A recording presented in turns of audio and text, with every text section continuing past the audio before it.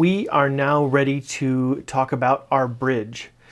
The bridge is described by Kent Everett as the forgotten brace, and it really is really important to the structure of the guitar. The bridge is really going to set off the entire guitar from a standpoint of its structural stability on the top, because that bridge is going to cross the X braces, it's going to sit on your bridge patch, the strings go through it, the ball ends are going to pull up on the bridge plate, pass through the bridge.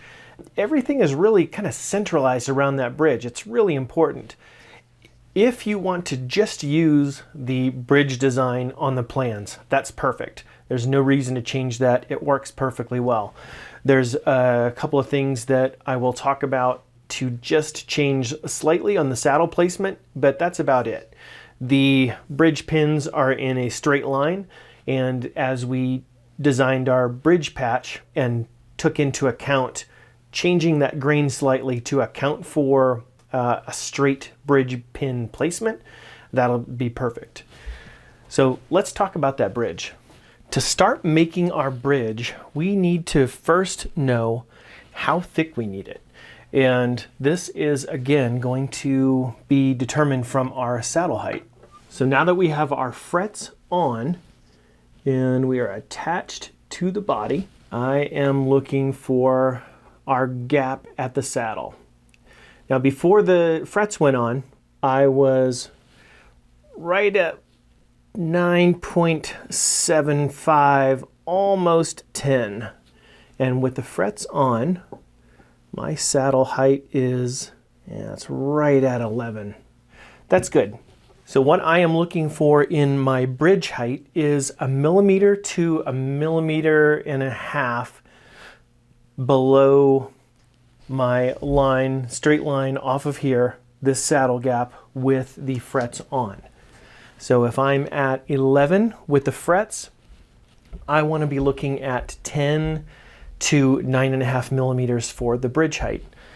I'm going to knock off just a little bit of height. I mean, just the tiniest bit of height on the frets when I file them down. And I am also going to be taking off just a tiny bit of height when I radius the underside of the saddle.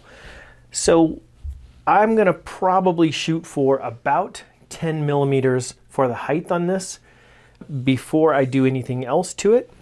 And right now I am 11.3. So I need to thickness this a little bit. I can do that with a plane. I can do this on the drum sander, take a little bit of height off it and try to get that right at 10, and then we can move on to the bridge design.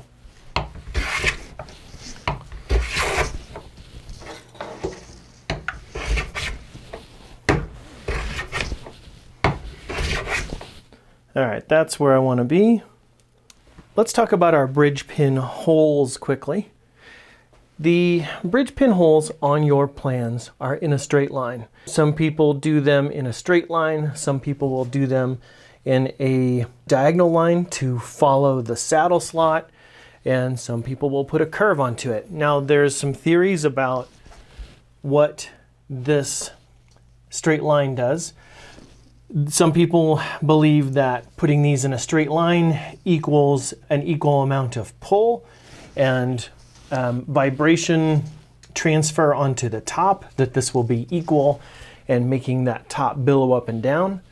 And some people have super funky bridge designs where their bridge pin placement kind of really doesn't even matter.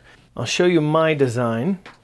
Now, in my bridge pin placement, I do put mine in a semicircle. My thinking is that since the bridge is pulling equally onto the saddle, and the saddle tension and bridge tension rocking backward has one even line back here, that this back line of the bridge equalizes my tension or the pull that the top is going to have.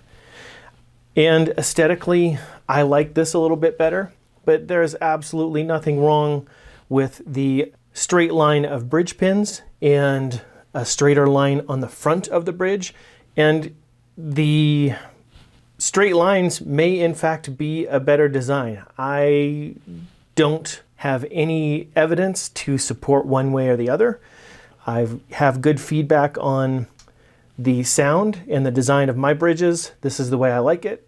Feel free to do whatever bridge design you want, keeping in mind the bridge pin placement needs to be at least as far back as the plans show, and they need to be placed in order that there is enough room to come off the back side of your saddle and to have not so much of a steep angle on here that it will cause an issue with string breakage.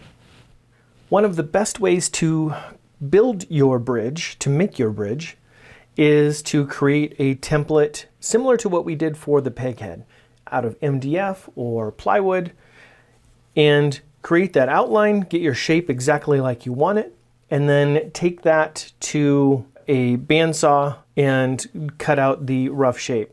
You can use a router to duplicate your bridge. I would recommend against it because it is such a small piece. I don't think it's worth it to get your hands that close to the router, especially when it's just such a small piece. It takes almost no time to shape this outline. I'm going to do this first on my bandsaw and then shape it to final on my spindle sander. This shape I've designed in AutoCAD. I do a lot of my design work on AutoCAD. And so I take this, I cut it out of the paper, I glue it onto my bridge blank, and then I will cut it and sand it to shape using all these lines as my template.